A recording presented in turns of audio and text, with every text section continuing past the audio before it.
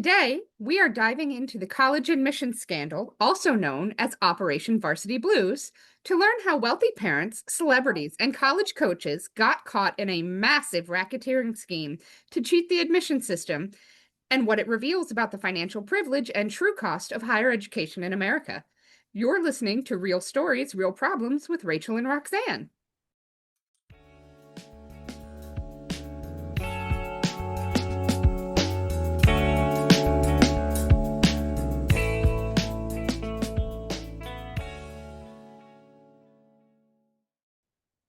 And we're back. Are. No, what I was saying was Rick Singer didn't have any friends. He had lackeys. He had employees. I mean, so of course nobody was in a position to out him, really. Everyone was on his payroll. Yep. And even the woman from the dating site, when they talked to her, she said the reason she didn't date him much, the reason that she didn't spend much time, trying to pursue a relationship with him was because he was so busy. He had no time to build a relationship with anybody. And I think he liked Mhm. it that way because the more people that you have a relationship with, the less you Yeah. can be scamming other people, I guess. Oh, yeah, exactly. And not to mention the fewer people that know a bit about your lie, the better, because you have to keep your lie straight. You to make, that's lying 101. You have to make sure you tell the same lie to the same people. Oh my God. Yeah.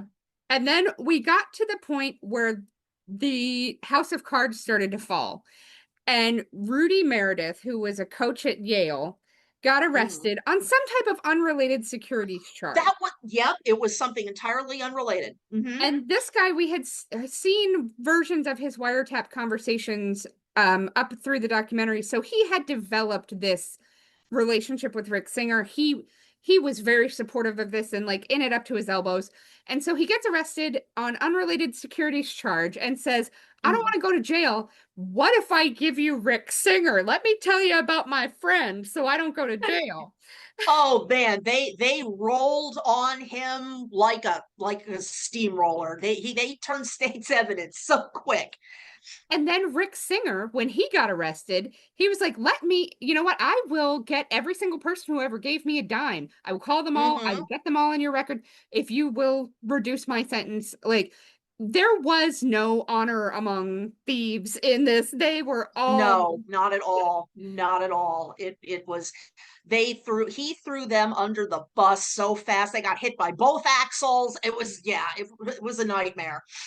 Dad, my But my note says that Rick Singer sold out every single person involved in his scam in a sting operation. Clearly, you should avoid criminal activity because your co-conspirators will sing like a canary. yes, they absolutely will. And the true victims, of course, are the students. Yeah.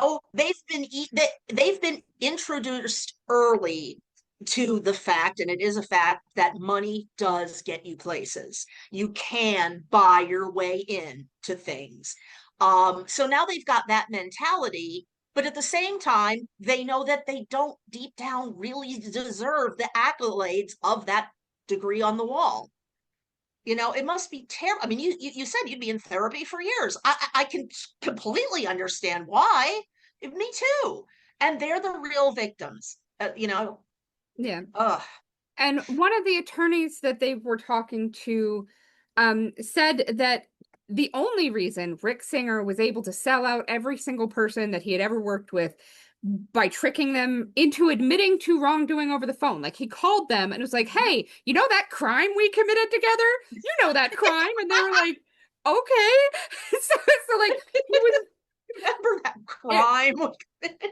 it was so crazy. But the only reason he was able to do that is because these were white collar people who had never really been involved with this kind of stuff before. His comment was Right. he would have been made as a snitch within 30 seconds of calling somebody in the mafia or somebody who Yeah. actually Oh, had any yeah. experience with this. Absolutely.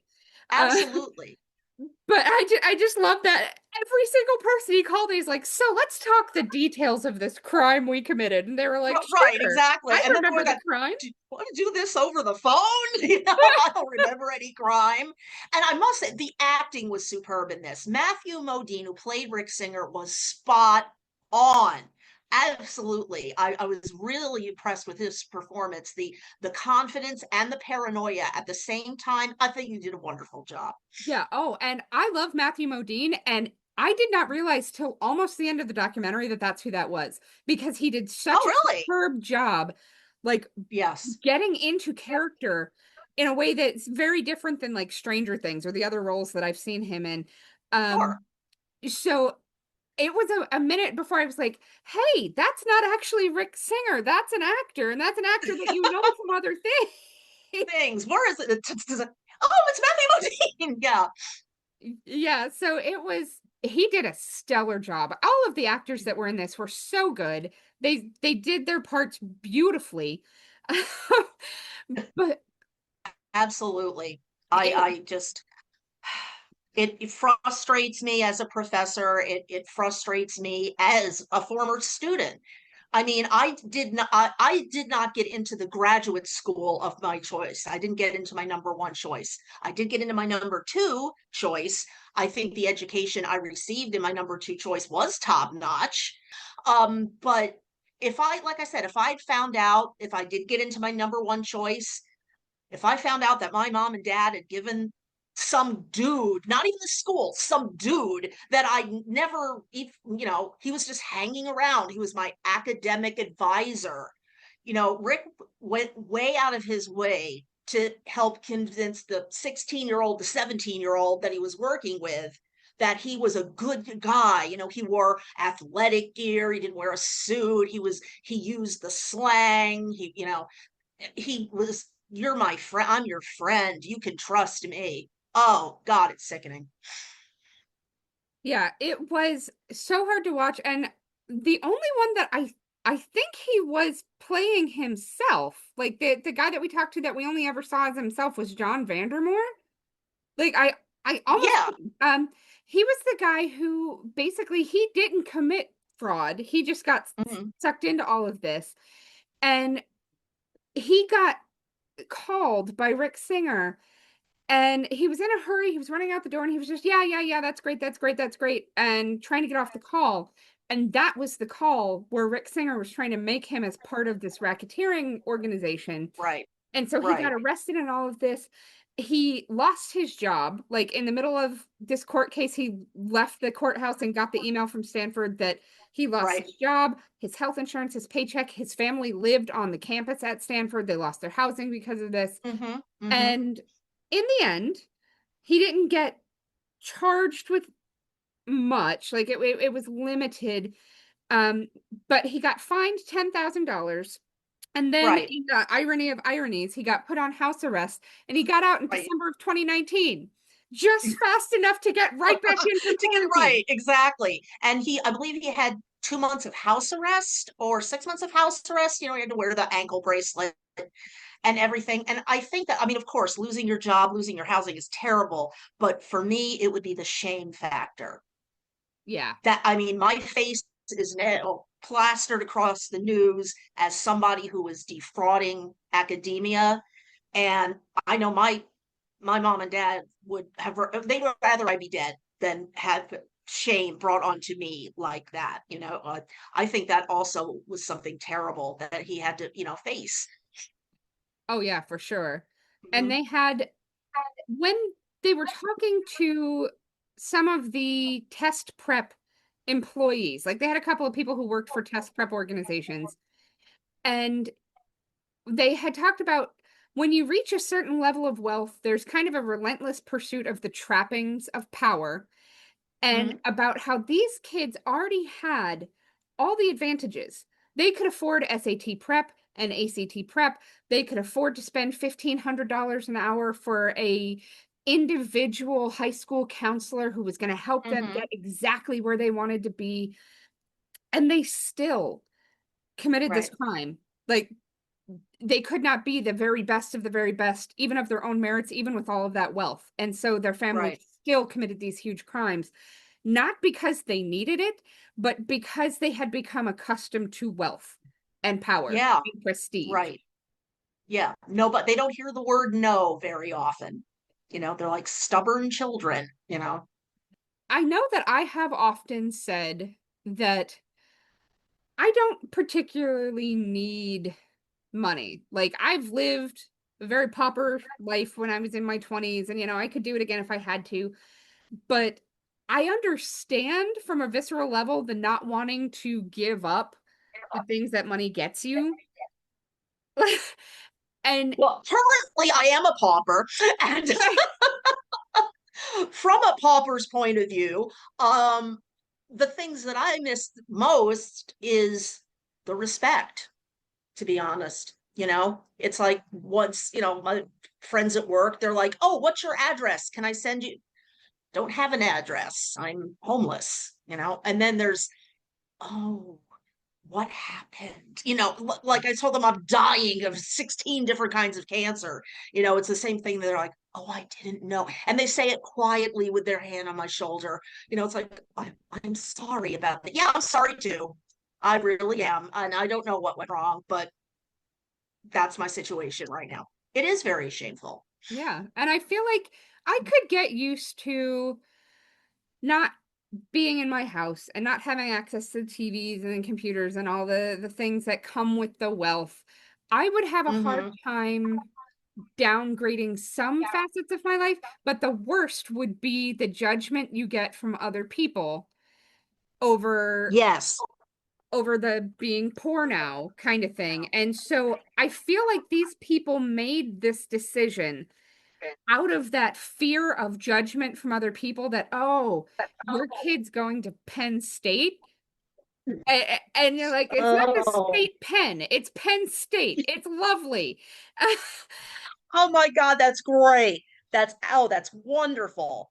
I mean, I'm thinking of the Seinfeld episode where Elaine is dating this man and he has yet to ask her to visit him at his place.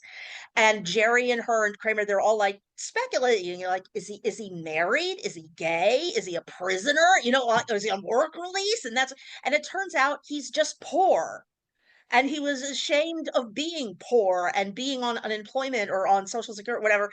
And Elaine's like, you're not going to believe this, he's poor. And they all were like, oh my God, I almost wish he was gay or he was married or running from the law, but no, he was just poor.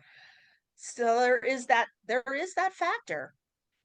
Yeah, and all of this was just to keep up with the super wealthy Joneses.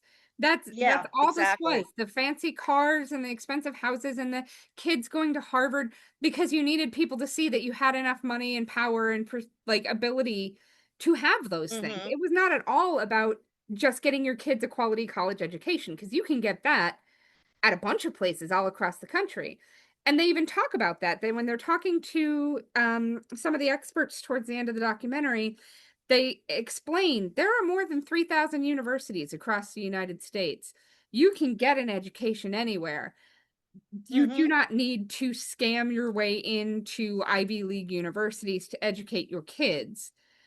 Yeah, you don't have to Photoshop your head on an Olympic polo, like a water polo player. This is just not necessary.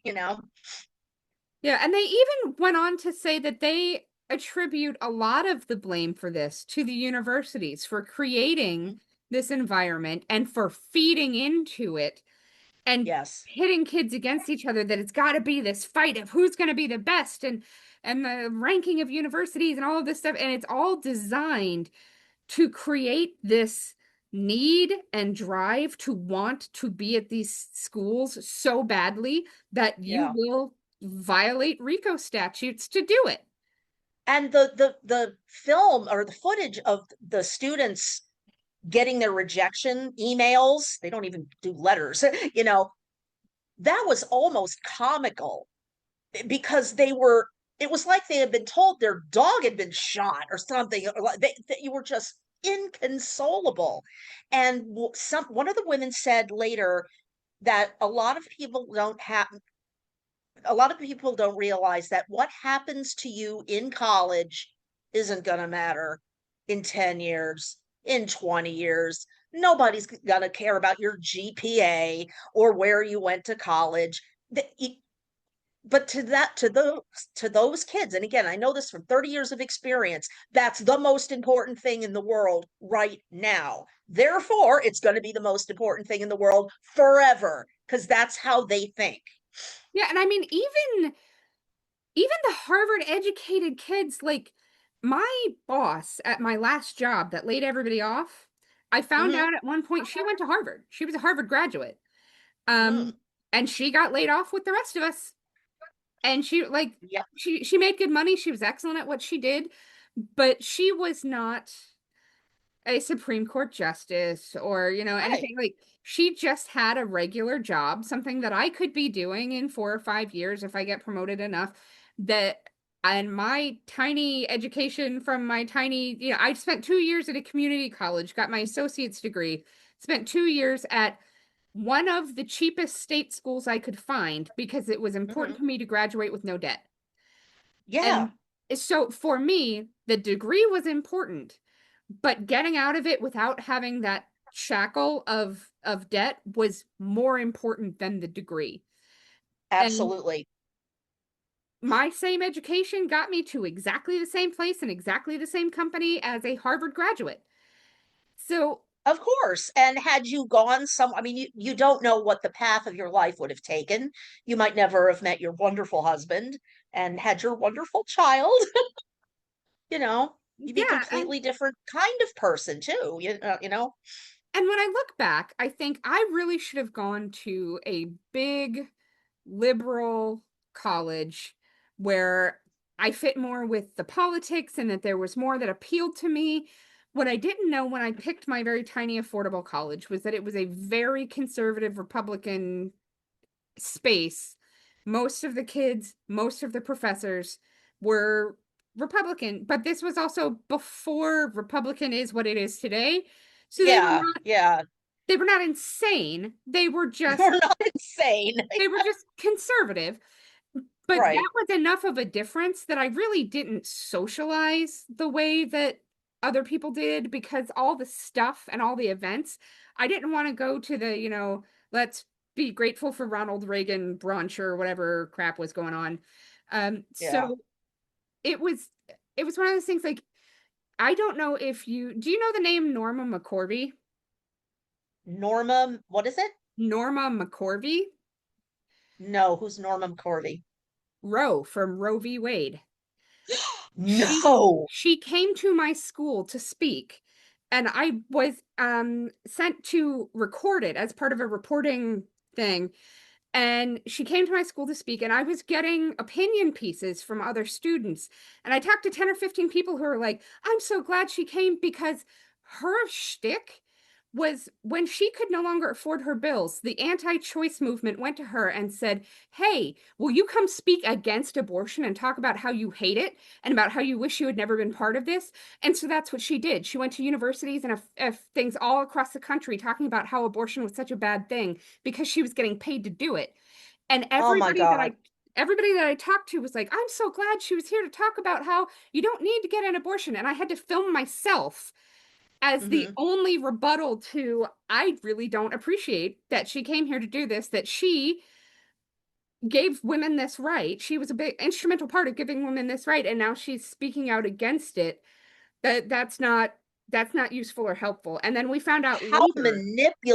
How manipulative and dishonest and sleazy. Yeah, I can't imagine anybody offering me enough money to compromise my morals like that. she was getting I thousands and can't. thousands of dollars a year for this. And part of it was that, if I remember correctly, and it's been a minute since I've done any reading about this, but she was pretty poor when she was in the court case. This was like her fifth or sixth child she was pregnant with that she had wanted an abortion because she couldn't afford to be a mom.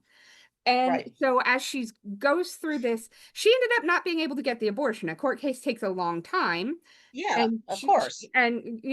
this whole process, and she never made any kind of real money. Her situation, her poverty never really got better. And Mm, so when the right-wing anti-choice movement kind of figured out, oh, hey, she's really broke. I bet you we could give her 30 or $40,000 a year to go around and tell people she wishes she hadn't done that as a way to like sway opinion, she jumped at it because it was steady money that she didn't have, like she wasn't working in a factory or as a waitress. She was just speaking to groups. She absolutely jumped into it with both feet. And she's dead at this point, so I don't feel tons of bad talking smack about Yeah. Yeah. it. But yeah, That's ridiculous. it was so surreal to me. And so I was in this little tiny conservative university that was so conservative, shit like that was going on. And Oh. I still like, if I could have chosen differently, I would have gone someplace where I was a better fit socially. But my education was great and it got me a decent job and a life that I love. And like, Hmm. I did not need an Ivy League education to do that. I guarantee you, Olivia Jade could have had her Instagram account and done her Hmm. influencer thing and made good money her whole life without even necessarily graduating high school. She didn't have to go through all of that. Right. She had the career. Absolutely. I have a friend that went to Harvard. He's about 4 years older than me, and he's almost as poor as I am. He works at a big box store, like it's either Lowe's or Home Depot, one of those stores. I forget which one. And nobody cares that you went to Harvard. He still wears his little vest with his name tag. The guy is 62 years old or 61 years old, and that's it. That's his life. He would have ended up the same way if he had gone to a state school like I did, or, another four-year university in New England, whatever, whatever. So we used to joke when he was attending Harvard, he would mail me things with the Harvard stationery so I could impress my mailman. And I friends at Harvard. And he's like, "What sort of relationship do you have with this mailman?" But it was just really funny. And of course, he bought me a sweatshirt with Harvard on it and everything because that was the thing. It was the brand. Yep. Oh, and Plus, it's all I lived in Boston for a couple of years, and you can buy the Harvard sweatshirt from like kiosks on the street. It means nothing that you have a sweatshirt that says right. Harvard on it. It means you had Right. $22 and you walked past the street salesperson. That's I mean, any university, you can go into any university school store and buy clothing with their name on it. They don't ask you for ID. It doesn't matter to them. They're making money off the clothing. It doesn't matter who wears it, of course. yeah, so the prestige that goes along with these things, the value of it is so limited. And it really, the only purpose of all of this was that these people did not want to see their kids have to struggle ever. No amount of struggle, no amount of effort. They wanted these kids to do well, without having to ever feel any kind of disappointment or shame or Right, or anxiety. And that's not possible. You can't be a human being in the world and not have some degree. If you're not anxious or nervous, you're not paying attention or you're high. I mean, that's pretty much it. And not to mention, one day mom and dad are going to die, and you're not going to know what to do, how to handle things. You're not financially responsible. You may be inherited a lot of money, but nobody ever told you how to, manage it. That Ivy League degree on the wall is not going to make you any better at that when mom and dad eventually leave the earth. no. And so it just, watching this was it was really interesting, and I was shocked at how little time most of these people were given, because they were going through the end Yes. like showing so and so got sentenced to 3 months in jail, so and so got sentenced to 7 months in jail. The shortest one that I saw was 3 weeks. Somebody did 3 weeks in jail for this, and the Well, longest, Felicity Huffman did 2 weeks. yeah, and She did then two somebody weeks in did jail. 7 months. And so it Right. was kind of that in between 2 weeks and 7 months for racketeering. Mhm. I wonder, you know what? I have the internet here at my disposal. I'm gonna look something up. Oh, okay. Um, how much time? Will you serve No, if this is going to be in your search history now. you steal from Walmart? So, according to Google, it's generating. Mm-hmm. Um, let's see. It varies based on which state you're in and the value of stolen goods. But like somebody in Michigan, a first-time shoplifter in Michigan, stealing less than $200 worth of goods from a Walmart, faces up to 93 days in jail. And in Mm-hmm. Florida, if you steal $300 or more from Walmart, you can get up to 5 years in prison. So you can steal a TV from Walmart in Florida and go to jail for half a decade, or you Mm-hmm. can be $500,000 deep in a racketeering scandal that Uh, rocks the world and do 2 weeks to 7 months. uh, Jeez. And you know they're not serving hard time. It's not like they're on a chain gang or anything like that. Not that prison is a picnic or anything like that, but The disparities in punishment for between the poor and the wealthy are severe. yeah. The drive to keep up with the Joneses in the wealthy is apparently significant. Um, Yeah. Yeah. I it is hard to look at a world that is so full of inequality and see just how badly we treat people because of their wealth or lack thereof. Because Yeah. if you are a rich person who tries to steal $300 from Walmart and you turn around and you're like, "Oh, I didn't realize. Here's $600." They will let you walk out. I am almost certain. Mm-hmm. Oh, Like, I'm sure. but if you are broke, then you're gonna go to jail. Like, Yeah. You can't afford a lawyer. I mean, the public defender will do the best that they can, but it's not like you can afford to hire, OJ Simpson's lawyer. Well, most of them are dead, but yeah, you can't have, you're screwed. Absolutely. so yet again, the wealthy win, even when they really, really, really shouldn't. Right. But on that note, Yep. thanks for listening to Real Stories, Real Problems with your hosts, Rachel and Roxanne. We hope you enjoyed our deep dive into the murky world of racketeering, college admissions, and the Operation Varsity Blues. Join us again next week for a glimpse into another financial problem and a documentary all about it. If you enjoyed our show today, please remember to like, subscribe, and leave us a review on your podcast app. Thanks for listening. See you next week. Bye for now.